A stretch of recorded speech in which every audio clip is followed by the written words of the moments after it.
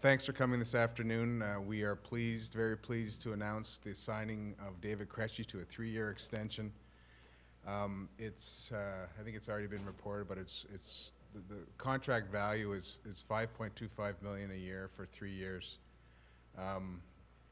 David is a special player, and he's also a special person. And in today's hockey world, hockey economy, he might have been able to go somewhere else for more money, and he might have been able to ask for more money, but he didn't.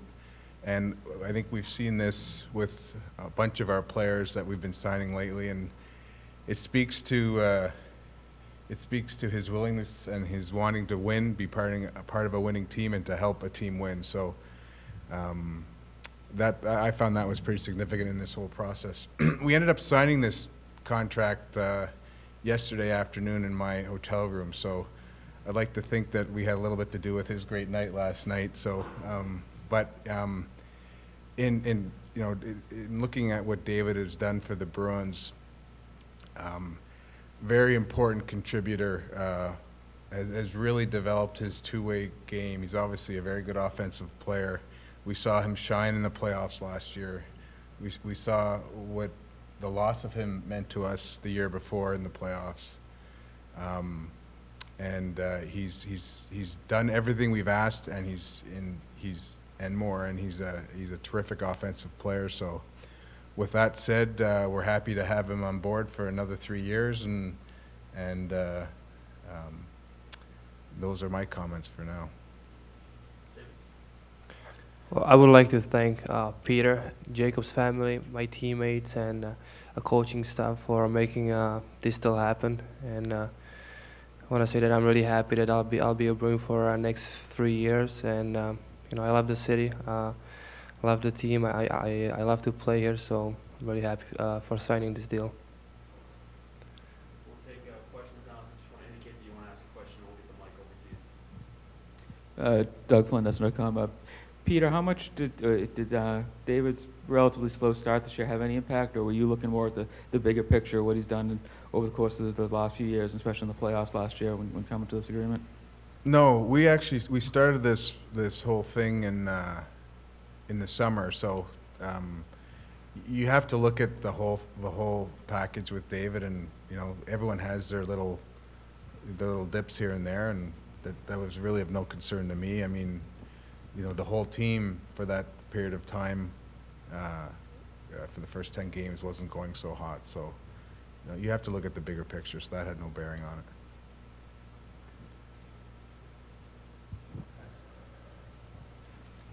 it. David, was there any sort of uncertainty before you actually signed in your mind? Did you feel like it affected you at all while you were playing, or was it one of those things where you kind of were confident that this was going to get done all along with the Bruins? Well, I know that my agent and Peter talk in summer.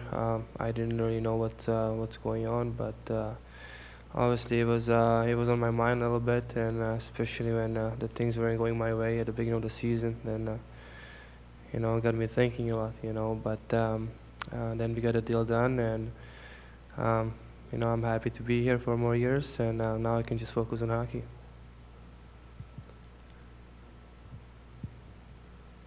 Pete, I know there's been sort of some talk on blogs and things about maybe concerns that money here could go to future RFAs like Rask and Seguin. Can you just sort of talk about the how this speaks to what you think of the sort of the salary cap projections down the road, and if there's maybe just address any concerns like that coming from some fans? Sorry, talk about. Just the last part I didn't understand. You spoke very quickly. Sorry. Bring me along slowly here. Just address concerns that this might hinder your ability to potentially get deals done for other upcoming RFAs like Rask or Seguin. Well, I consider David an important RFA, so I mean, one piece at a time. When we make these decisions, as I said earlier, we look at the big picture. So I haven't lost sight of the big picture, and I would anticipate the players that we want to re-sign, that we're going to try and re-sign, but David's an important piece of this puzzle, so that's how we look at that.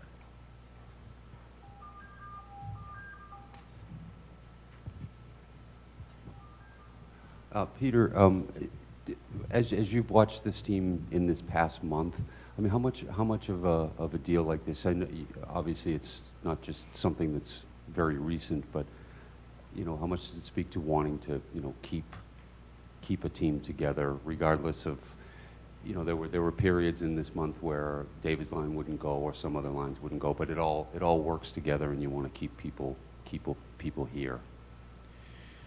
Well, certainly I didn't factor in the first 10 games one way or the other into this decision making. That would be short-sighted. I've seen David since he's turned pro here, and he's turned into a really good player. So that's what we look at, and he's still a very young player. So that's what we look at, and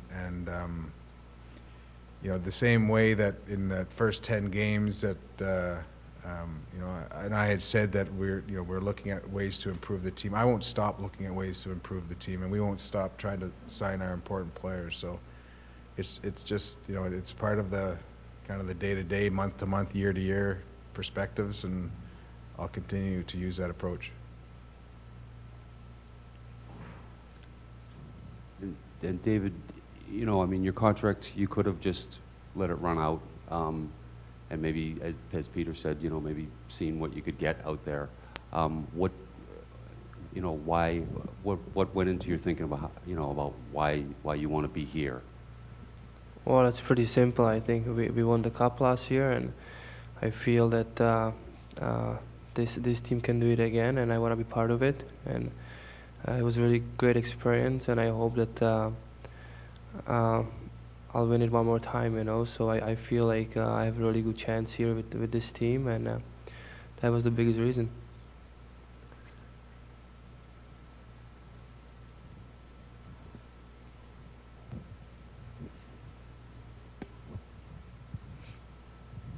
Peter, can you just talk a little bit about, I guess, the perceived sort of logjam of top six centers, I guess, that you have long-term between Seguin, Bergeron, and Krejci, and the thinking in signing this deal, and how you think that's going to kind of play out over the next couple of years? One of them will be at wing, one of them moves to the third line. Have you really kind of projected that far into the future to see which way you think it would go? Who perceives it to be a logjam? The blogs? Yeah. Okay. No, it's a happy It's a happy problem, obviously. I feel a team gets built from the back end and down the middle, and to have a strong middle is obviously an asset in my mind, and David's part of that. David's shown that he can play different types of games. Bergie's shown that he can play different types of game. We've seen Chris Kelly now. Tyler can play center. He can play wing. We've got a lot of options here. Chris Kelly can play wing. We've got some good centers coming. So, I think a logjam is probably not the proper word. I think an excess of supply, and I'm happy to have it. And the fact that these guys are compatible and that they can play together and maybe not have the 22, 23 minutes that you see some of the top centers play. I think that's a testament to them, to all of them as a group.